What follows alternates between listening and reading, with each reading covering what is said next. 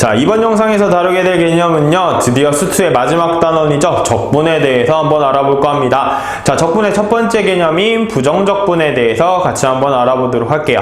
자, 부정적분이라는 건요, 내가 어떤 함수 라지 fx를 미분을 했을 때 내가 알고 있는 함수인 fx가 된다라고 할 때 그때 이 라지 fx를 fx의 부정적분이라고 합니다. 부정적분이라고 부를 거예요.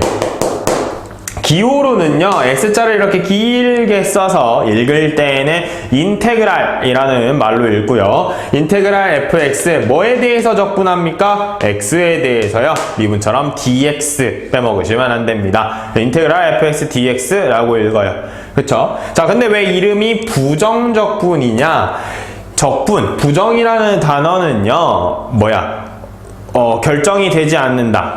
아직 결정되지 않았다. 결정이 되지 않는다. 그리고 무수히 많다. 뭐 이런 의미를 담고 있는 단어입니다. 왜 적분된 함수가 무수히 많나요? 우리가 미분을, 어떤 함수를 미분을 했을 때 fx가 됩니까? 이걸 찾는 거기 때문에 나는 라지 fx를 미분하면 fx가 됩니다. 이렇게 찾을 수 있단 말이야. 근데 이 미분을 하는 와중에 뭐가 사라지게 되죠? 미분을 하면 상수항이 사라지게 됩니다. 그쵸? 그래서 상수항이 사라지는 걸 우리가 단순한 추측으로 정확하게 어떤 상수가 사라졌는지 찾아낼 수가 없기 때문에 항상 이 적분상수라고 부르는, 적분상수라고 부르는 미지수 C가 뒤에 따라오게 돼요. 그래서 정확하게 찾을 수가 없기 때문에 우리가 부정적분이라고 부르는 겁니다. 그렇죠? 그래서 이 항상 적분 상수 C가 따라온다라는 거 기억을 해주시면 좋을 것 같아요. 자, 그러면 이번에 알아볼 거는 적분이라는 거 우리가 뭘 미분을 했을 때 fx가 됩니까? 이렇게 미분을 거꾸로 해서 역으로 해서 찾는 과정이라고 했기 때문에 미분과 적분이 정말로 정반대의 역연산인지 한번 알아보도록 하죠. 그러니까 처음에는 뭘 해볼 거냐면요, 어떤 함수 fx를요 적분을 했다가 먼저 인테그랄 dx 적분을 했다가 얘를 미분을 한번 해볼 거고요. 서로 역연산인지 알아보기 위해서 두 번째, 반대로 이번에 fx를 뭐 했다가 미분부터 했다가 dx분의 d 이 함수를 다시 적분을 한번 해보도록 하겠습니다. 자, 얘네 둘의 결과가 어떤지 정말 역연산이 확실하다면 정확하게 똑같이 나오겠죠. 자, 한번 해봅시다. 자, 인테그랄 fx dx는요 어떤 함수를 미분을 했을 때 fx가 됩니까? 우리는 라지 fx를 미분하면 스몰 fx가 됩니다. 근데 상수는 몰라요. 이렇게 쓰기로 했어요. 그쵸?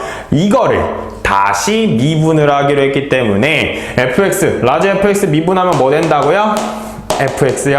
이렇게 써볼 수 있을 겁니다. 상수는 당연히 미분을 했을 때 사라질 거고요. 그치? 자, 그래서 fx가 되는 걸 알 수 있는데, 자, 밑에 있는 거 한번 해봅시다. 자, 얘 같은 경우는요, fx를 미분해달래요. 얘는 f'x. 우리 여태까지 도함수라고 불렀던 애들이죠. 그치? 요렇게 되는데, 얘를 다시 적분해주세요. 그러니까 뭘 미분하면 f'x가 됩니까? 이렇게 물어봐. 그러니까 뭐가 돼요? fx가 되겠죠. fx를 미분하면 f'x가 됩니다. 이렇게. 근데 이 과정 속에서 누가 사라져요? 상수가 사라져요. 적분상수가. 그래서 정확하게 fx를 복원을 하기가 힘들어. 따라서 뭐가 따라온다? 적분상수 C가 따라온다. 이렇게. 그래서 두 개, 미분과 적분은 정반대의 역할처럼 보여요. 그쵸? 똑같다라고 생각을 해도 괜찮은데 뭘 조심해야 된다? 미분을 하고 적분을 했을 때에는 적분상수가 생긴다라는 거 주의를 조금 해주셔야 될 것 같습니다. 서로 반대의 개념이긴 하지만 주의할 점은 있다라는 거 이렇게 참고해 주시면 될 것 같아요. 자, 그러면 이제 실제로 어떻게 우리가 다루는 기본함수, 다항함수를 어떻게 실제로 적분하는지 같이 한번 알아봅시다. 자, 미분에서 했던 것처럼 어떤 함수? x의 n제곱의 부정적분을 한번 해보려고 해요.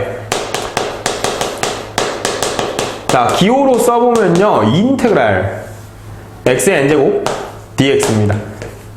뭐라고요? 뭘 미분하게 되면 x의 n제곱이 됩니까? 라고 물어보는 기호라고요. 그치? 자, 그러면 미분을 할 줄 알아야겠네. 우리가 미분을 통해서 거꾸로 추측을 하는 거기 때문에 미분 과정이 어떻게 되는지 다시 한번 봅시다. 자, 미분이라는 애는요, x의 n제곱을 똑같이 미분을 해보게 되면 x의 n제곱을 미분 어떻게 하기로 했었냐면 앞에 지수에 있는 n이 앞으로 내려오기로 했고, 그리고 위에 있던 차수가 하나 줄어든다라고 그랬어요. 아, 미분을 하게 되면 지수가 차수 하나가 줄어드는구나 라는 걸 알 수 있죠. 그러면 적분을 하게 되면 오히려 차수가 어떻게 돼야 해? 커져야겠네요. 내가 누구를 x의 n 플러스 1제곱을 미분을 해야 x의 n제곱이 되는 걸 알 수 있잖아요. 그치? 자, 그 다음 원래 그럼 얘를 미분을 하게 되면 위에 있던 지수가 이렇게 앞으로 내려온다라고 밑에서 미분해서 배웠어요. 근데 계산한 결과가 앞에 개수가 있어요, 없어요? 없죠. 그래서 여기도 지수가 내려오는데 개수는 없어야 돼. 그래서 얘를 어떻게? 앞에다가 n 플러스 1분의 1을 곱해주면서 지수가 내려오더라도 개수가 1이 될 수 있도록 이렇게 개수를 추가해 주시면 될 것 같습니다. 그죠? 여기서 끝이냐? 아니라 그랬죠? 부정적분 항상 뒤에 뭐가 따라와야 된다? 플러스 c. 부정적분, 적분상수, 그쵸? 그래서 어떤 함수가 정확하게 미분됐을 때 x의 n제곱이 되는지 모르기 때문에 적분상수를 꼭 붙여주셔야 된다는 거 기억을 해주시면 좋겠습니다. 자, 이렇게 x의 n제곱의 부정적분까지 알아봤어요. 그럼 마지막으로 이제 우리가 뭘 알아보면서 이제 정리 영상을 마칠 거냐면요, 부정적분의 성질에 대해서 한번 알아봅시다. 자, 부정적분은 이제 어떻게 사용을 할 거냐? 성질 부분 알아야 정확하게 사용을 하겠죠. 근데 이 미분, 적분이라는 게 미분의 역연산이라고 했기 때문에 우리가 앞에서 배웠던 미분의 성질이랑 굉장히 비슷해요. 자, 미분은 이제 뭐에 대해서 자유롭다? 상수배랑 덧셈 뺄셈에 대해서는 굉장히 자유롭다라고 그랬어요. 그렇기 때문에 역연산인 부정적분도 상수배와 덧셈 뺄셈에 대해서 굉장히 자유롭습니다. 자, 근데 곱셈 나눗셈 미분에서도 잘 안 됐었죠. 성질이 복잡했었죠. 적분도 마찬가지로 곱셈 나눗셈에 대해서는 만족하는 성질이 딱히 없다라는 거 기억을 해주시면 좋겠습니다. 정리를 해보면요, 첫 번째, 내가 어떤 함수의 k배에 대한 부정적분은 이 상수배인 k배를 나중에 해도 괜찮다라는 거고요. 인테그랄 k 인테그랄 fx dx랑 똑같고요. 두 번째, 두 함수에 대한 합차 플러스 마이너스 gx dx에 대한 부정적분도 어떻게 그냥 쓸 수 있다? 이렇게 나누어서 fx dx 플러스 마이너스 인테그랄 gx dx 이렇게 나누어서 쓸 수 있다는 거 기억을 해주시면 좋겠습니다. 그래서 여기서 배우는 부정적분 성질과 실제로 다양한 함수를 어떻게 적분하는지를 가지고 이제 여러분들이 문제를 많이 풀어보게 될 거예요. 이 부분이 조금 숙달이 된다면 이제 다음 영상을 통해서 계속 적분에 대해서 알아보도록 하겠습니다. 이번 영상은 여기까지입니다.